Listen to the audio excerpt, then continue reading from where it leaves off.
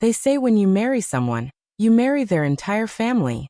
What they do not tell you is that sometimes that family comes with a monster disguised as a sweet, concerned mother who will stop at nothing to destroy your happiness. My mother-in-law, Patricia, was that monster. From the moment I met her 5 years ago, Patricia made it crystal clear that I was not good enough for her precious son, David. She had this way of smiling sweetly while delivering the most cutting insults, always in front of other people, so I would look crazy if I called her out on it. "Oh, Janet, that dress is so interesting," she would say at family gatherings, her voice dripping with false concern. "It is very brave of you to wear something so unique. I could never have that kind of confidence." Every compliment was a disguised insult. Every concern was a calculated attack. She would comment on my cooking, my housekeeping, my job, my appearance, always with that same fake smile and innocent tone that made David think she was just being helpful. The worst part was how she manipulated David. Patricia was a master at playing the victim, and she had spent 32 years training her son to jump to her defense. Whenever I tried to tell David about her behavior, she would suddenly become this fragile, hurt woman who just wanted the best for her family. "I do not understand why Janet dislikes me so much," she would sob to David. "I have tried so hard to welcome her into our family, but she seems to resent everything I do." David would then come to me, frustrated and confused, asking why I could not just get along with his mother. He could not see the psychological warfare Patricia was waging because she was too smart to do it in front of him. She saved her worst behavior for when we were alone, or when he was distracted. The manipulation escalated after David and I got married 2 years ago. Patricia had lobbied hard for David to break up with me before the wedding, spreading rumors to extended family members about how I was only after his money and how I was trying to turn him against his family. When that did not work, she tried to sabotage the wedding itself. She showed up to the venue early and tried to convince the wedding planner to change the flowers to funeral arrangements, claiming there had been a family emergency. She told my bridesmaids that I had secretly called off the wedding, and they should all go home. She even attempted to hide my wedding dress the morning of the ceremony. But David was so happy and excited about getting married that he brushed off my concerns about his mother's behavior. He thought I was being paranoid and stressed about the wedding. "Mom just wants everything to be perfect," he would say. "She loves you. She is just nervous about losing her son." The first year of our marriage was a constant battle. Patricia would call David multiple times a day, always with some emergency that required his immediate attention. She would schedule family events on the same days as our plans, forcing David to choose between me and her. She would give him guilt trips about how he never spent time with her anymore and how marriage had changed him. She also started a campaign to turn David's extended family against me.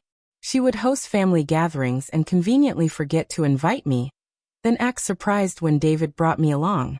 She would share stories about my supposed shortcomings with aunts, uncles, and cousins, always framing them as concerns rather than criticisms. "I am worried about David," she would tell his relatives. "Janet seems to have such a temper, and she gets so jealous when he spends time with family. I just hope she is not isolating him from the people who love him." The psychological pressure was immense.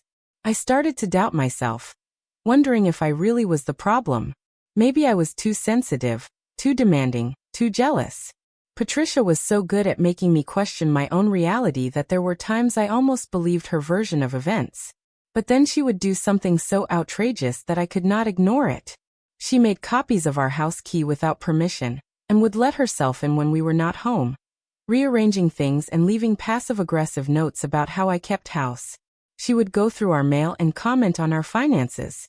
She even started doing our laundry, and would shrink my clothes on purpose while claiming it was an accident. The breaking point came last year when I got pregnant.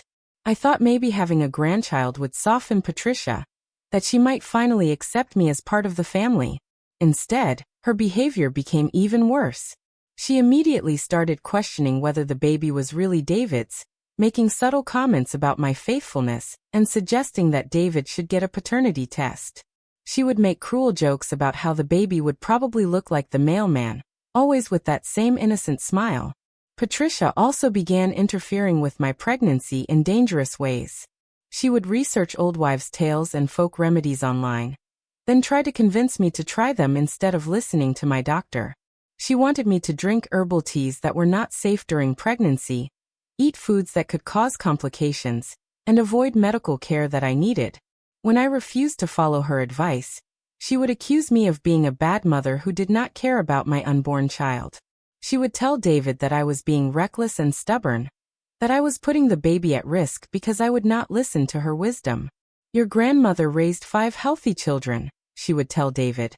But Janet thinks she knows better than generations of women who actually succeeded at motherhood. The final straw came at my baby shower 3 months ago. I had planned a small, intimate gathering with my closest friends and family members. Patricia had insisted on helping with the planning, and against my better judgment, I had agreed to let her handle the decorations. The day of the shower, everything seemed to be going well. Patricia had actually done a beautiful job with the decorations, and I was starting to think maybe we could finally have a peaceful relationship for the sake of the baby. That illusion was shattered during the gift opening portion of the party. I was sitting in the center of the room, surrounded by friends and family, opening presents and feeling genuinely happy for the first time in months. Then Patricia stood up and asked if she could say a few words about her excitement for becoming a grandmother. Everyone smiled and encouraged her to speak, thinking she was going to give a sweet, heartfelt speech about welcoming the new baby.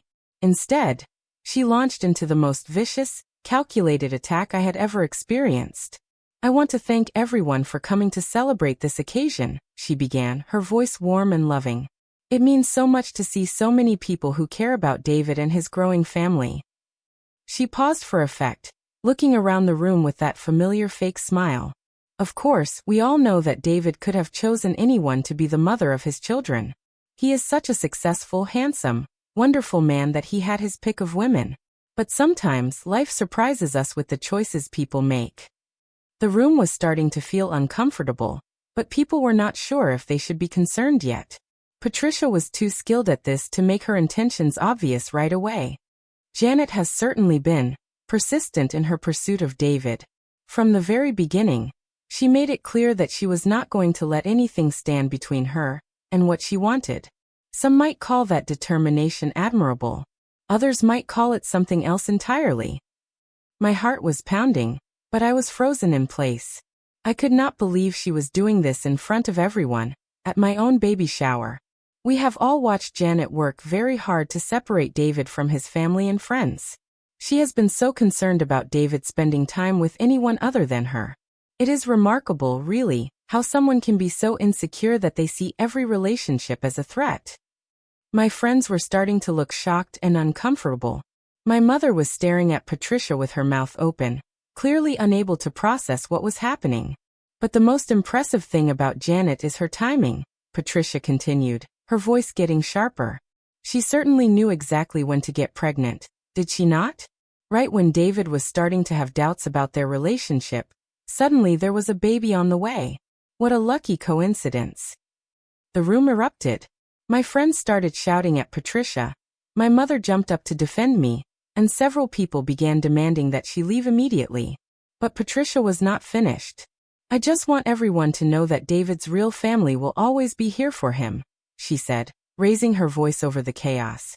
"When this little gold-digging tramp finally shows her true colors and destroys his life completely, we will be here to pick up the pieces." That was it. She had finally gone too far, said too much, shown too many people exactly who she really was. But the damage to me was devastating. I was humiliated in front of everyone I cared about.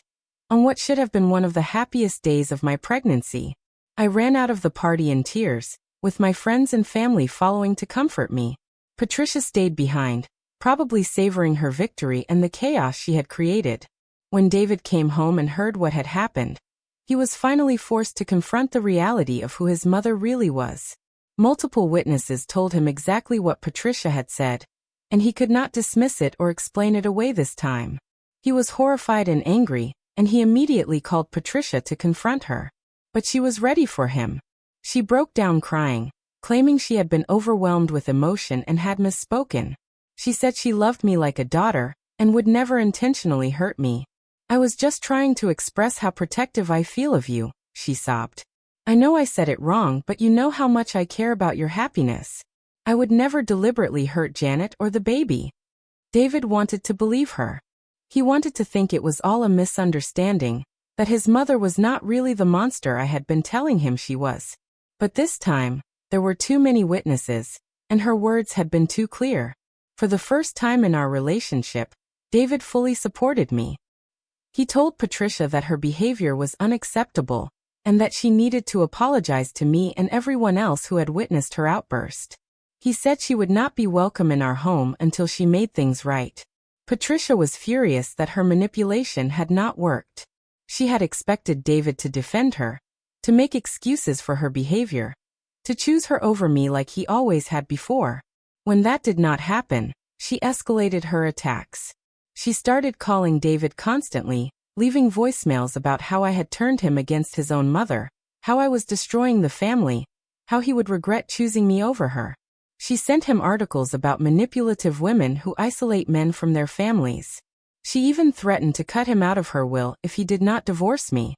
But David had finally seen the truth, and he was disgusted by what his mother had become. He blocked her phone number, returned her house key, and told her that she would have no relationship with him or our child until she got professional help and made genuine amends. That should have been the end of it. Patricia should have realized she had lost and backed down. But she was too narcissistic, too entitled, too convinced of her own righteousness to accept defeat. Instead, she declared war. Patricia began a campaign to destroy our marriage and our reputations that was breathtaking in its scope and cruelty. She hired a private investigator to follow me, hoping to find evidence of an affair or some other scandal she could use against me. She spread rumors throughout our community about my character, my family background, and my motives for marrying David. She also started targeting David's career. Patricia called his boss and colleagues, claiming to be concerned about David's mental health and job performance. She said he had been acting erratically since marrying me, and that she was worried about his ability to handle his responsibilities. But the most despicable thing she did was try to interfere with my pregnancy. She called my doctor's office pretending to be me and tried to cancel my appointments. She sent me packages of herbal supplements that were dangerous for pregnant women, with notes about how they would help with the baby's development.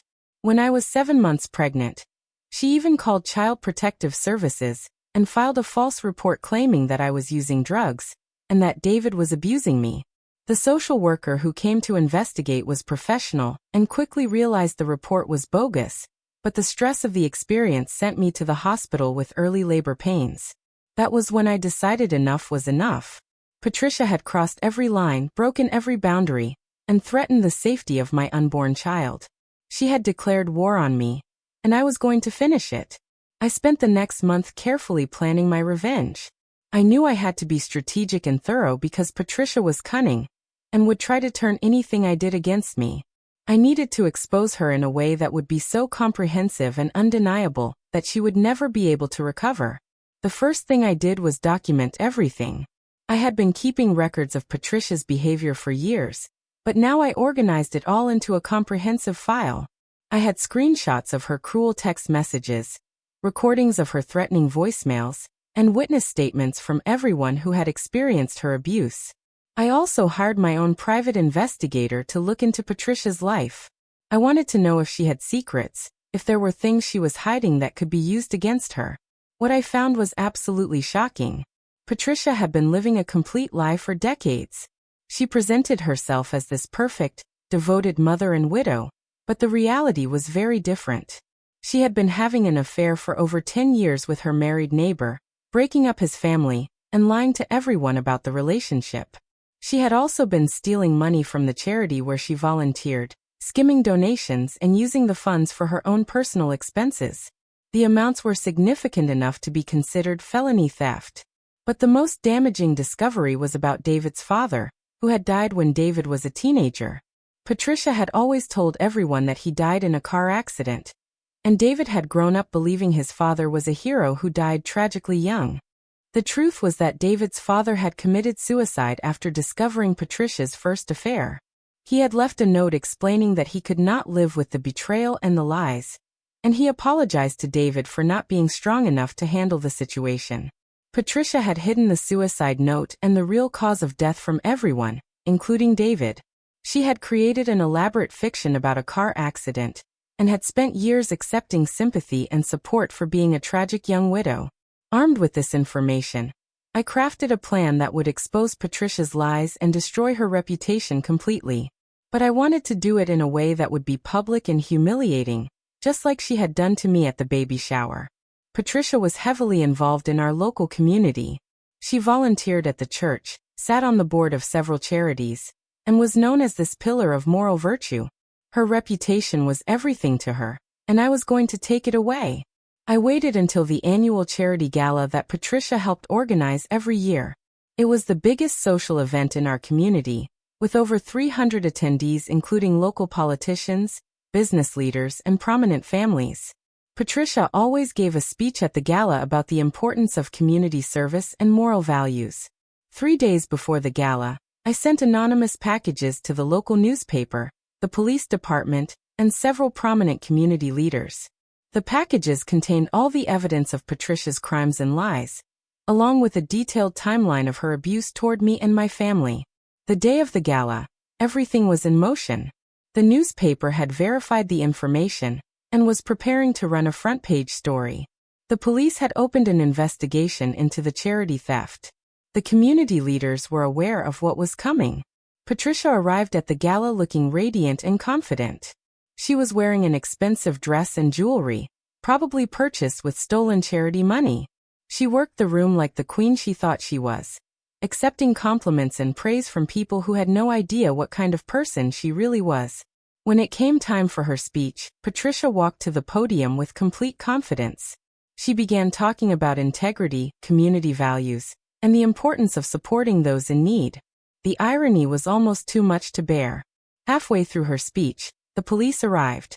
They walked into the ballroom in full uniform, making their way through the crowd toward the stage. The room fell silent as everyone realized something was happening. "Patricia Morrison?" the lead officer called out. "We need to speak with you regarding allegations of theft and fraud." The color drained from Patricia's face. She stood frozen at the podium, her mouth open, as 300 people stared at her in shock and confusion. "There must be some mistake," she stammered, but her voice was shaking and her confidence was completely gone. "Ma'am, we are going to need you to come with us," the officer said firmly. "You can make this easy or difficult, but either way, you are coming with us." As the police escorted Patricia out of the ballroom, her carefully constructed image crumbled before everyone's eyes. People were whispering, pulling out their phones, and trying to understand what they had just witnessed. But I was not done yet. The next morning, the newspaper hit the stands with a front-page story about Patricia's crimes and lies. The headline read, "Local charity volunteer accused of theft and fraud." The article detailed everything: the stolen money, the hidden suicide, the years of deception and manipulation. Within hours, the story had spread throughout the community and beyond. Patricia's phone was ringing constantly with reporters, former friends, and community members demanding answers. Her social media accounts were flooded with angry comments from people who felt betrayed and deceived. The charity immediately fired her and launched an internal investigation. The church removed her from all volunteer positions. The other organizations she was involved with distanced themselves from her completely. But the most devastating blow came when David learned the truth about his father's death. When he read the suicide note that Patricia had hidden for 20 years, he was absolutely devastated. He realized that his entire understanding of his family history had been built on lies. David confronted Patricia in jail, where she was being held pending trial for the theft charges. She tried to justify her actions, claiming she had been protecting him from the painful truth about his father's death. "I was trying to spare you the pain," she sobbed. "I thought it would be easier if you believed he died in an accident."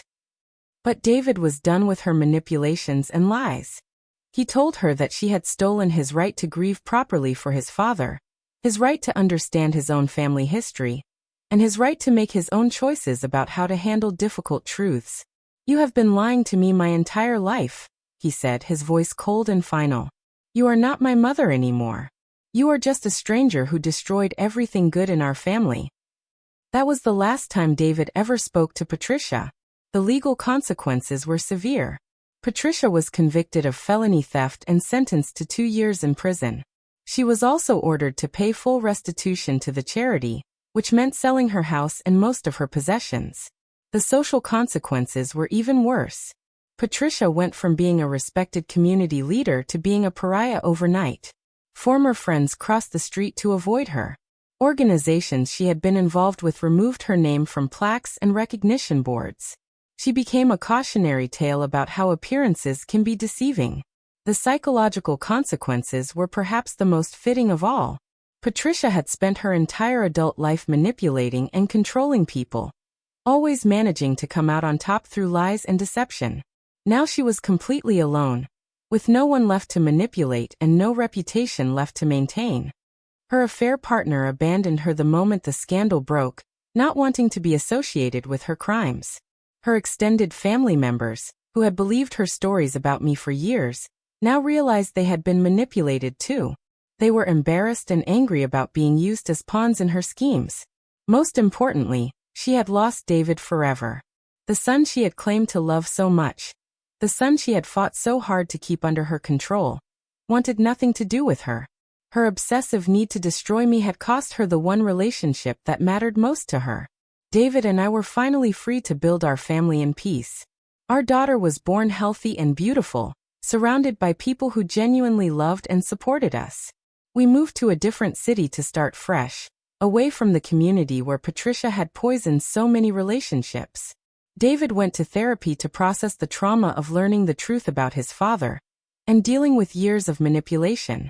It was not easy for him to accept that his mother was capable of such cruelty and deception, but he worked hard to heal and move forward. As for me, I learned that sometimes you have to fight fire with fire. Patricia had spent years systematically trying to destroy my life, my marriage, and my happiness. She had used every tool at her disposal: manipulation, lies, sabotage, and even threats to my unborn child. When she crossed the final line and put my baby at risk, I stopped being the victim and became the architect of her downfall. I used her own weapons against her: exposure, public humiliation, and the complete destruction of everything she valued most. The woman who had called me a gold-digging tramp in front of everyone I cared about was now wearing an orange jumpsuit and eating prison food. The woman who had tried to convince my husband to divorce me was now completely alone, with no family left to manipulate. The woman who had spent 5 years making my life hell had finally learned that some people will not be victims forever. Some people will fight back, and when they do, they will make sure the punishment fits the crime. Patricia thought she could destroy me because I was young and naive, and did not know how to play her games. She thought she could manipulate the situation to her advantage like she always had before. She was wrong. And now she knows exactly what it feels like to lose everything that matters to you. To be publicly humiliated and exposed. To have your lies catch up with you in the most devastating way possible. That is the price of trying to destroy an innocent person's life. That is what happens when you push someone too far and underestimate their capacity for justice. Patricia's nightmare was my redemption, and I do not regret a single moment of it.